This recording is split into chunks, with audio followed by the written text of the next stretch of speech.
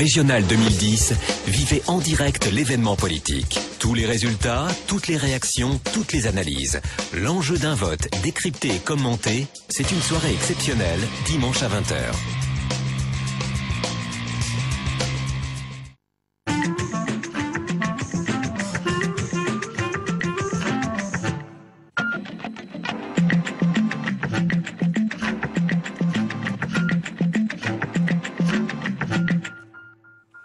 On est vendredi, il est 18h, bonsoir et bienvenue dans l'actualité ce soir. J-2 avant le premier tour des élections régionales. Les derniers sondages donnent la gauche en tête devant l'UMP.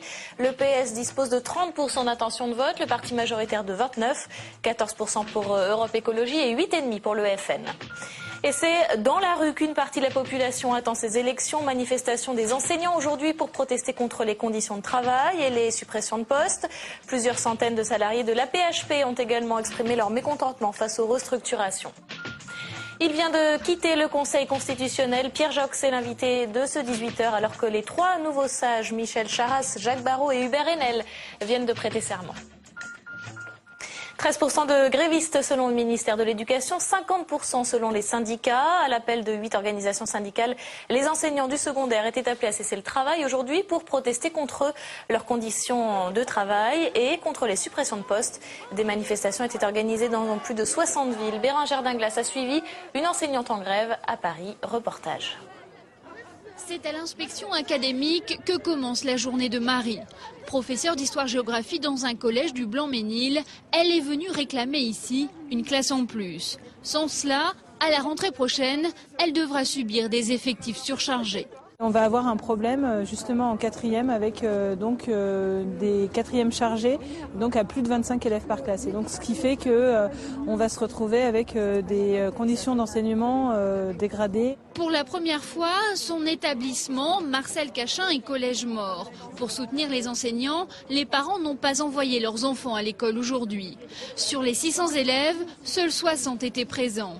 Certains sont même venus jusque-là avec leurs parents. Les parents aussi sont en grève. On est en grève et on espère que ça ne sera pas souvent et on espère l'amélioration rapidement. C'est l'avenir de nos enfants qui sont en jeu, hein.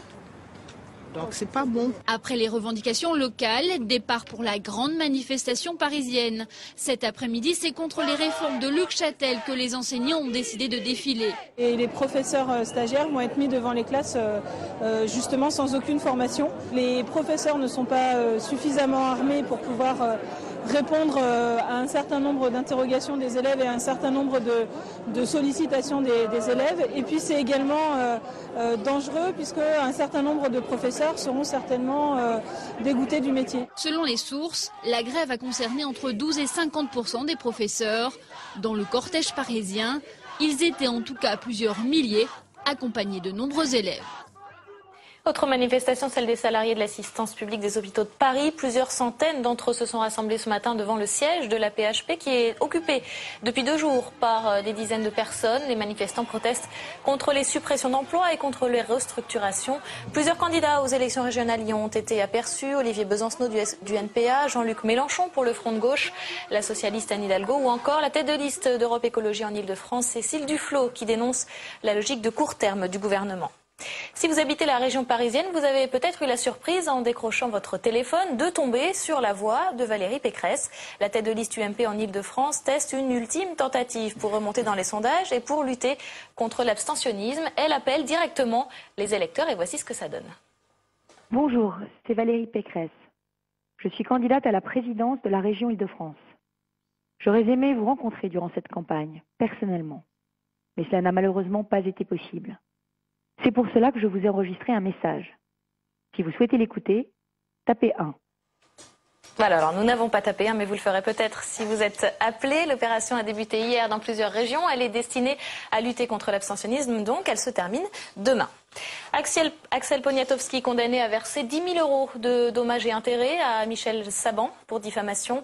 Le député UMP et tête de liste dans le Val d'Oise avait accusé la candidate PS dans le Val-de-Marne d'avoir été condamnée pour emploi fictif. Or, Michel Saban avait été relaxé en 2003 pour ces faits. Et c'est le même Axel Poniatowski qui avait accusé la tête de liste PS dans le Val d'Oise, Ali Soumaré, d'être un délinquant multirécidiviste chevronné. Le candidat PS a porté plainte contre X. Un candidat du NP à tête de liste dans le Loiret s'estime victime de discrimination pour ses opinions politiques. Stéphane Bois a saisi la halte après que son employeur a mis fin à son contrat en raison de son engagement partisan. Et de son côté, le tribunal de Marseille vient d'interdire les affiches de campagne du Front National en région PACA. Interdiction qui avait été demandée par le mouvement contre le racisme et pour l'amitié entre les peuples, le MRAP. Ces affiches dénoncent l'islamisme. Elles montrent une France recouverte du drapeau algérien et de minarets. Nous sommes donc à J-2 avant le premier tour des élections régionales et plane le spectre d'un taux d'abstention record. Alors pour vous inciter à aller voter, voici un rappel de ce à quoi sert une région. Vous allez le voir que les conseillers régionaux interviennent beaucoup plus que ce que l'on croit dans notre quotidien. Delphine Girard. Depuis 1982, la politique de décentralisation a accru les compétences des régions. Chaque année, les conseils régionaux déboursent en moyenne 330 € par an et par Français, car ils disposent d'une clause générale de compétences. Elle leur permet de mener une politique sur leurs ressources propres dans de nombreux domaines, à commencer par la construction et l'entretien des lycées, ainsi que la formation professionnelle et l'apprentissage. Ce sont les principales compétences des régions et celles qui absorbent plus de la moitié des budgets. Viennent ensuite les transports, notamment avec le financement des TER, les trains express régionaux et le développement économique. Par exemple, les régions peuvent soutenir la création de PME. La région est également compétente en matière de culture avec les musées régionaux ou de développement durable avec les parcs naturels régionaux. Enfin, en ce qui concerne la santé et le social, les régions ont la possibilité d'exercer des activités en matière de vaccination et de participer au financement et à la réalisation d'équipements sanitaires. La réforme territoriale en cours d'examen au Parlement devrait cependant modifier l'organisation des régions car elle prévoit, après référendum, la possible fusion des départements et des régions et le remplacement des 6 000 conseillers régionaux et généraux par 3 000 conseillers territoriaux. Michel Charasse, Jacques Barrot et Hubert Haenel, ce sont les petits nouveaux qui viennent de faire leur entrée au Conseil constitutionnel, des nouveaux sages qui ont prêté serment ce matin à l'Élysée. Reportage de Sandra Cerquera. Gérard Larcher, Hubert Haenel, 24 ans d'amitié. Ils sont entrés au Sénat au même moment. Ce matin, le président a tenu à le recevoir une dernière fois. Hubert Haenel fait partie de ceux qui m'ont convaincu, par exemple, sur la question européenne, dans lequel j'ai parfois été, il le sait, interrogatif. Hubert Haenel vit ses derniers instants d'élu politique, heureux d'intégrer un conseil des sages qui s'ouvre sur l'extérieur et qui permet désormais à chaque citoyen de faire valoir ses droits. Sa carrière de juriste, il ne l'a jamais oubliée. Quand j'ai fait de la politique, ma mère était très inquiète, car elle ne considérait pas que c'était pas mon monde, comme elle disait. Et maintenant, de là-haut, elle doit se dire, je suis rentré dans le droit chemin. On est un peu triste de devoir partir, mais on est content quand même. C'est ensemble qu'ils arrivent à l'Élysée, sans Michel Charasse, arrivé lui sur place bien plus tôt. À 9h30, la cérémonie débute, le président prend la parole. Michel Charasse, Hubert Haenel, Jacques Barrot. Je vous demande donc, conformément aux termes de la loi, jurez-vous de bien et fidèlement remplir vos fonctions. C'est Michel Charasse qui prête serment le premier. À la sortie, celui que les journalistes appellent, c'est Michel Charasse. Il s'en ira sans dire un mot, agacé par la polémique autour de sa nomination.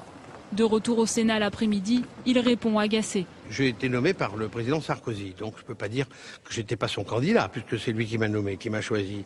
Pour le reste, je vous dis, moi je vais au Conseil pour exercer normalement la fonction au service de la République et de l'État. Demain, les 3 nouveaux membres du Conseil constitutionnel prêteront serment devant le Parlement. Bonsoir Pierre Jox. Bonsoir. Vous venez de quitter le Conseil constitutionnel. Votre mandat s'est terminé hier soir à minuit, ou ce matin à minuit, comme vous voulez.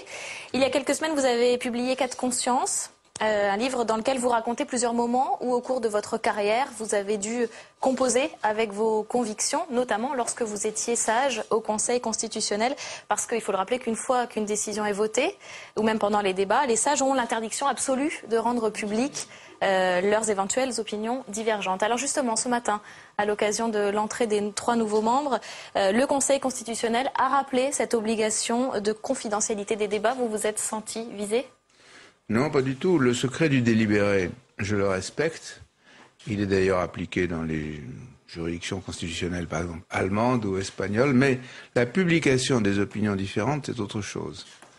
Par exemple, lorsque j'ai publié dans un livre mon opinion différente sur un point qui vous concerne, le changement de mode de désignation des présidents des chaînes de télévision publiques. Vous êtes un cas spécial au Sénat. La loi qui a transféré ce pouvoir d'une autorité administrative indépendante, le CSA, le Conseil supérieur de l'audiovisuel, au président de la République, est une grave régression démocratique. Il n'y a aucun pays d'Europe dans lequel ça se situe. Et du point de vue du droit constitutionnel, c'est une infraction au droit constitutionnel, puisque la Constitution elle-même parle du respect de la liberté, du pluralisme et de l'indépendance des médias. Puisque la jurisprudence du Conseil constitutionnel, depuis 25 ans, répète que la nomination par une autorité administrative indépendante est une condition de l'indépendance. Donc j'ai publié cette opinion différente et je pense que je suis le premier, mais je ne suis pas le dernier. Les Français qui vont pouvoir saisir le Conseil constitutionnel, maintenant vont vouloir et ils vont obtenir la connaissance de ce qui est non pas le secret du délibéré, pas du tout, mais de ce que sont les différentes opinions entre lesquelles les membres du Conseil constitutionnel doivent choisir. Et vous avez souffert, dites-vous dans ce livre, de ne pas pouvoir le faire avant ce livre. Vous avez songé parfois à démissionner? De ne pas le faire, mais finalement je l'ai fait pour la question la plus importante à mes yeux, c'est la liberté de penser, c'est le droit de la presse, le droit de l'audiovisuel. Est-ce que vous avez songé à démissionner? Oui, en particulier lorsque la loi Perben II a érigé une règle incroyable, unique en Europe, en France, sous l'empire de cette loi, jusqu'à présent pas mise en œuvre. On peut mettre un enfant en garde à vue pendant 4 jours.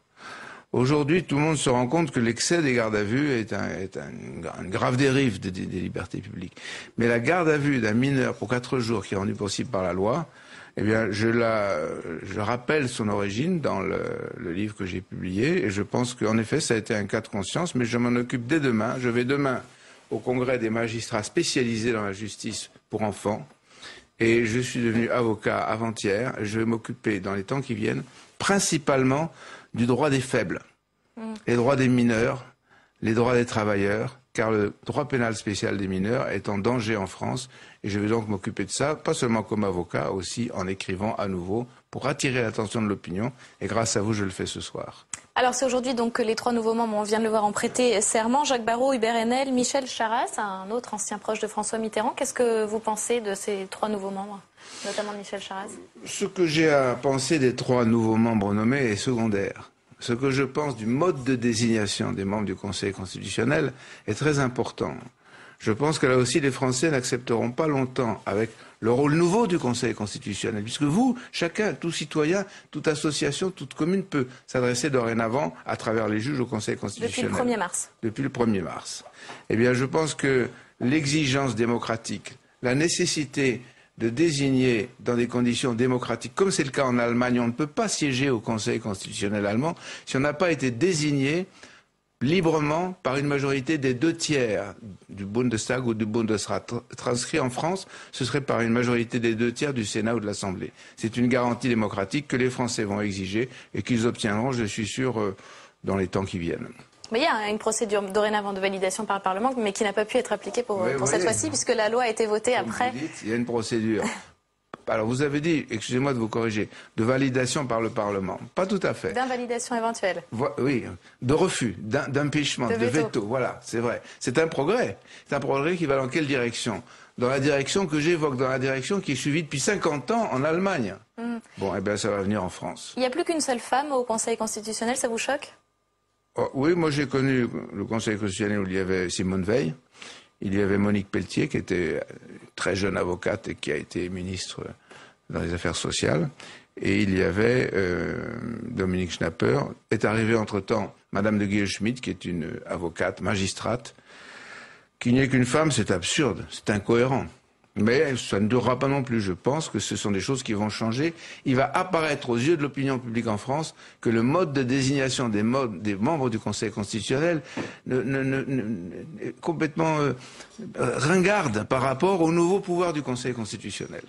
Vous avez dit que votre avis sur les nouveaux membres était secondaire, mais Michel Charasse, il peut devenir sage à votre avis? À un certain âge, vous verrez, tout le monde devient sage. D'un mot, les propos de Gérard Longuet sur Malek Bouti, éventuel successeur M. Schweitzer à la tête de la HALD, vous en pensez quoi? Je connais Longuet depuis longtemps, je connaissais son passé d'extrême droite, je croyais qu'il s'en était débarrassé. Il paraît qu'il s'est excusé. Qu'est-ce que vous voulez, à partir du moment où il s'est excusé, c'est déjà moins grave. mais ce sont des propos insensés et qui, je pense, vont nuire plus à Longuet qu'à Malek Bouti. Alors, vous dites que vous êtes avocat depuis hier ou avant-hier. Quels sont vos projets dorénavant ? Je vous le disais tout à l'heure, je vais me spécialiser dans des branches du droit concernant des gens faibles et qui ont du mal à accéder au droit. Je parle du droit des mineurs, je pense aussi au droit du travail.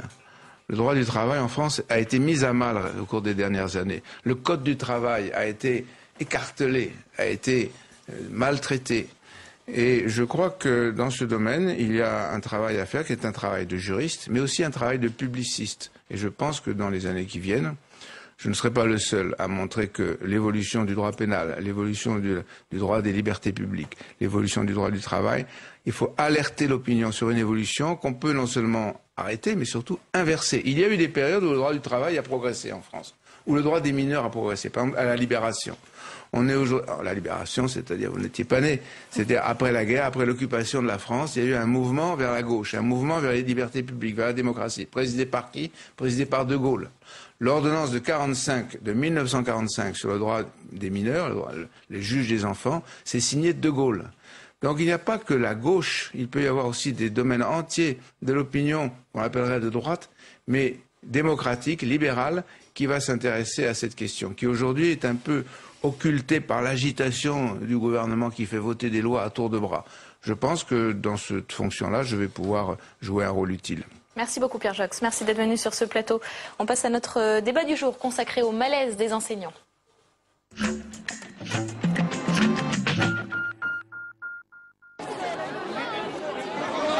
Grévistes selon le ministère de l'Éducation, 50% de grévistes selon les syndicats. À l'appel donc de 8 organisations syndicales, les enseignants du secondaire sont descendus dans la rue pour protester contre leurs conditions de travail et contre les suppressions de postes. Des manifestations organisées dans plus de 60 villes dans tout le pays. Et face à face sur ce plateau, pour en parler, Frédéric Rollet, co-secrétaire général du SNES FSU, le premier syndicat des collèges et lycées, et Claudine Co, vice-présidente de la PEP, association de parents d'élèves. Bonsoir à toutes les deux. Bonsoir. Alors Frédéric Rollet, les manifestants et les grévistes ont donc exprimé leur ras-le-bol. Qu'est-ce que vous pointez du doigt en premier en particulier ? On pointe du doigt, alors d'abord, les suppressions de postes. Et ça tombe bien, le président de la République dit qu'il faut mettre une pause dans les réformes. Pas tout de suite, hein, en 2011. En 2011, mais il faudrait qu'il arrête tout de suite d'asphyxier l'éducation nationale, parce qu'on ne peut plus fonctionner dans les établissements. En plus, il met en place un certain nombre de réformes, alors celle sur la formation des maîtres, qui sacrifie la dimension professionnelle de la formation, celle sur les lycées, qui est une série de bricolages dont personne ne voit exactement comment ça va s'appliquer, sauf un effet, c'est que ça va introduire beaucoup de disparités entre les établissements.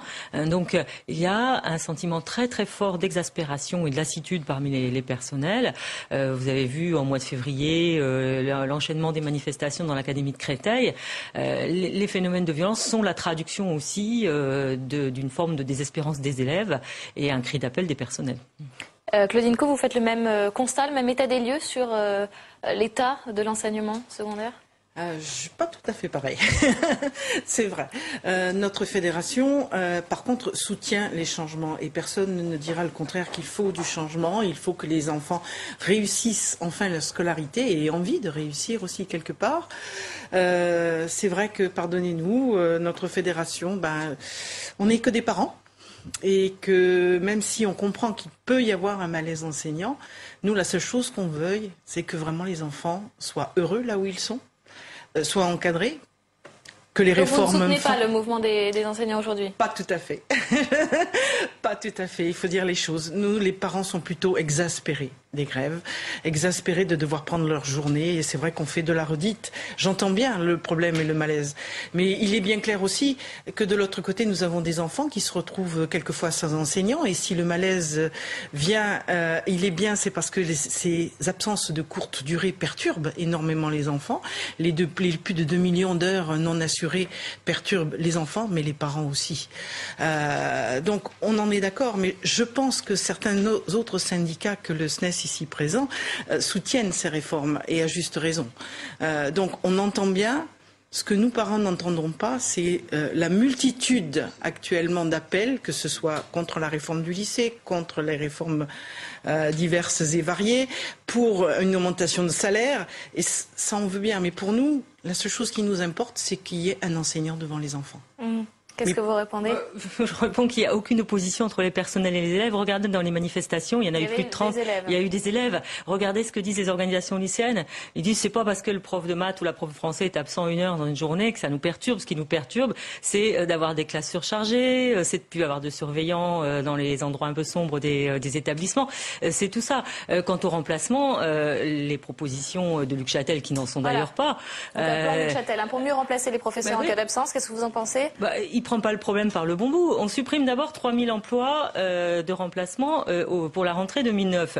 Puis après, j'entendais parler des pompiers pyromanes, mais c'est comme ça qu'on a effectivement qualifié ces mesures. Vous déshabillez les remplaçants, puis ensuite vous expliquez il y a un problème. Ce dont les parents se plaignent, c'est pas quand il y a une journée, c'est quand il y a une semaine, voire des congés de maternité qui ne sont pas remplacés, ce qui est quand même un très très gros problème, effectivement. Oui, et pour l'instant, donc une absence n'est signalée au rectorat qu'au bout de 14 jours. Oui, 14 jours, c'est long, c'est long, 14 jours ouvrables. Donc ça, c'est pas chose de réduire ce délai, que ce soit dès le premier jour. Tout à fait, mais même là, moi j'entends bien que vous soyez contre les remplacements, mais moi j'ai cru comprendre que Monsieur Châtel... Je n'ai pas dit ça du tout.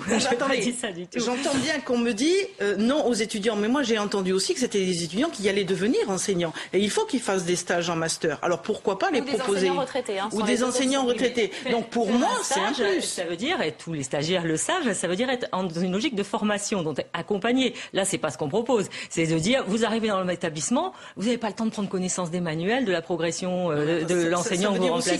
Qu'un étudiant en master n'est pas capable de faire quelque chose. Ça veut dire qu'enseigner, c'est un métier et que ça exige une formation professionnelle et qu'il ne suffit pas d'être en licence de maths ou d'histoire pour devenir un bon prof.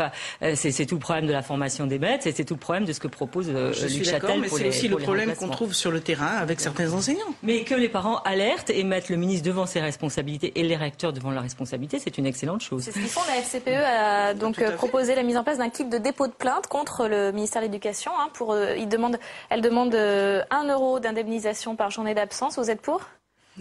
Je suis pas sûre, je suis pas la FCPE déjà, donc soyons bien clairs. Pour autant, en arriver là, moi je sais pas. Ce que je demanderais plutôt, c'est que vous êtes pour le droit au cours? Le droit au cours, oui, le droit au cours. Je vous ai dit, pour les enfants, un enseignant devant chaque classe. Mais il est bien clair aussi que quelque part, à mon avis, c'est un problème d'organisation. Je veux pas dire, mais il me semble qu'il devait y avoir des pôles d'organisation. Il devait y avoir, depuis le 2005, un arrangement entre professeurs dans chaque établissement. Ce n'est pas à l'heure de jour, ça ne se fait pas. Donc, quelque part, peut-être aussi un travail en équipe un peu plus soutenu, ça serait bien. Dernière minute. Vous avez l'impression que votre profession est dévalorisée? L'impression que oui. La profession est dévalorisée, elle l'est socialement, elle est au regard des rémunérations par rapport à des professions de niveau comparable. Les élèves le ressentent d'ailleurs. Il y en a beaucoup qui disent oh vous êtes mal payé, vous êtes ceci. Moins respecté, du coup. On sent alors. D'autre part, il y a tout un problème aussi de priorité donnée à l'éducation dans la société et aux valeurs éducatives. Et c'est vrai que ce que nous vivons avec une montée aussi des discriminations, une montée des inégalités sociales, est assez antinomique avec ce que nous défendons. Merci. Maintenant, c'est bien les parents qui sont les premiers éducateurs, madame, et ça, on l'oublie. Merci beaucoup à toutes les deux. Personne ne l'oublie, non. Là aussi. Juste pour vous montrer la question que nous avons posée à nos téléspectateurs via notre partenaire le nouvelops.com. Comprenez-vous le malaise des enseignants? Large majorité de oui, 84%. Voilà, pour vous redonner un peu de baume au cœur. On passe à notre décodage.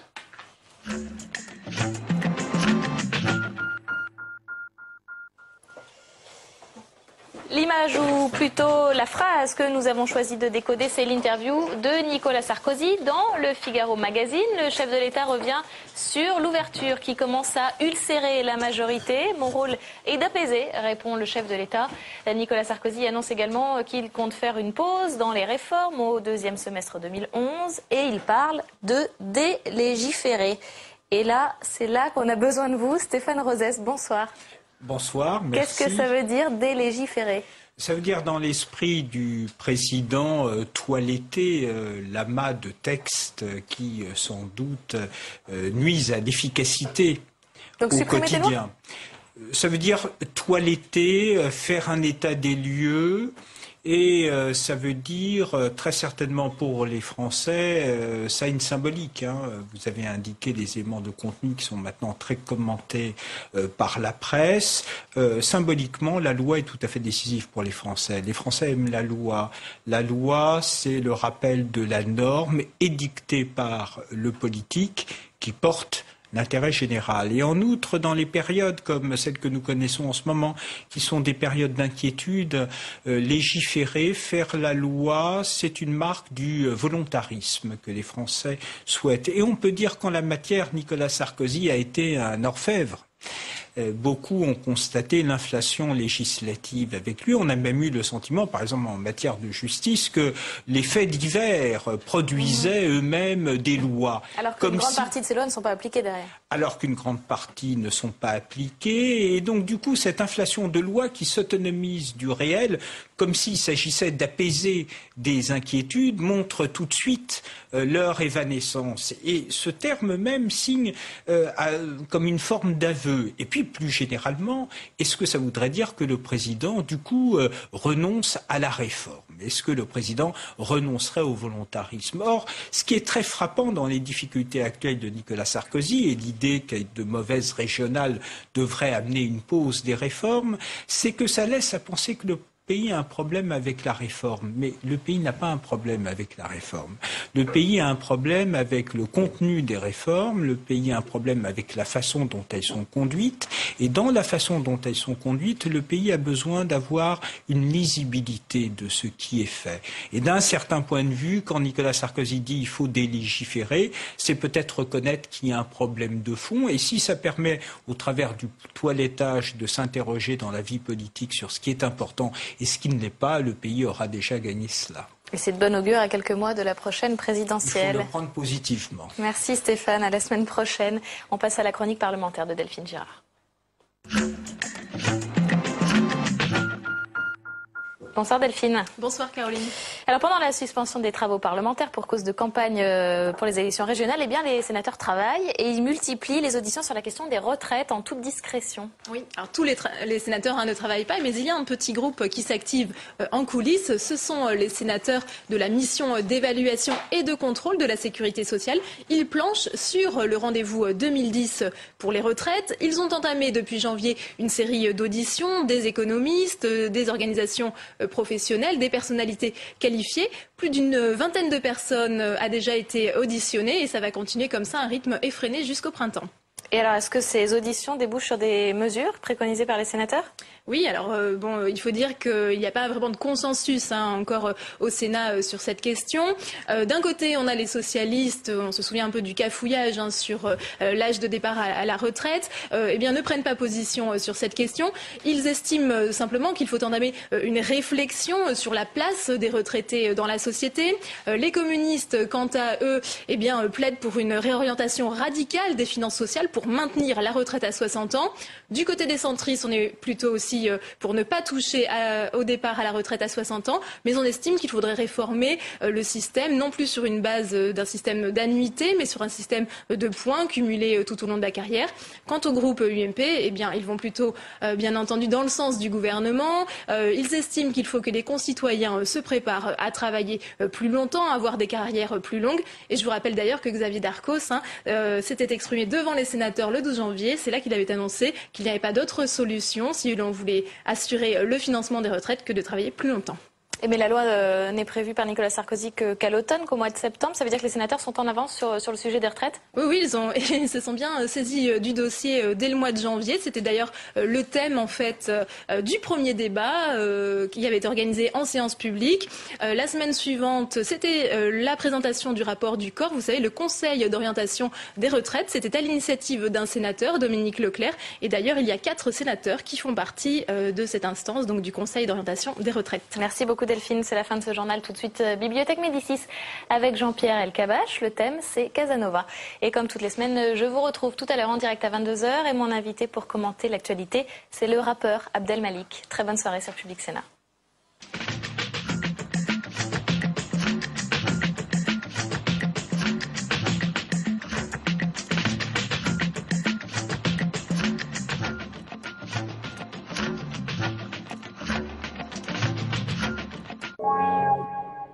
Peut-on manger des fraises en hiver? Béatrice Limar est allée à Huelva, au sud de l'Espagne, où se pratique la culture intensive de la fraise d'hiver.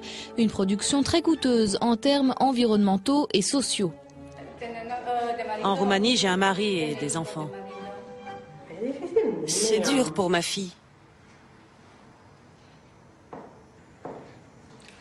Elle a 5 ans. La rançon de la fraise, un documentaire qui remet en cause nos habitudes alimentaires, sur Public Sénat, lundi à 22h30.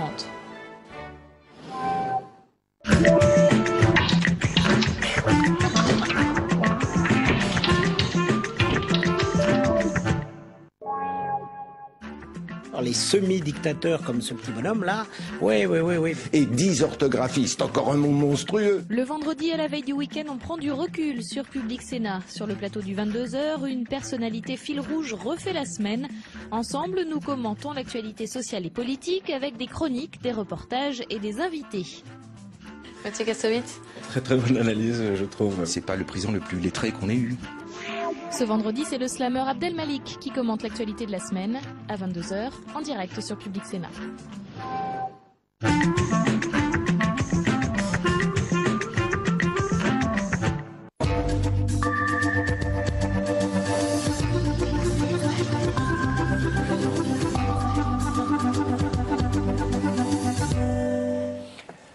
Bienvenue à Bibliothèque Médicis, qui est aujourd'hui à la fois un événement et une fête. J'espère que nous allons le démontrer tout au cours de cette émission, à laquelle vous êtes fidèles. Giacomo Casanova est à Paris. Il est de retour à Paris, et cette fois définitivement. Ça c'est sûr, définitivement. Et il a fallu attendre près de 220 ans pour qu'il soit là. Benoît Racine, c'est vous qui, avec quelques amis, avez contribué au retour de Casanova en France. Alors, est-ce que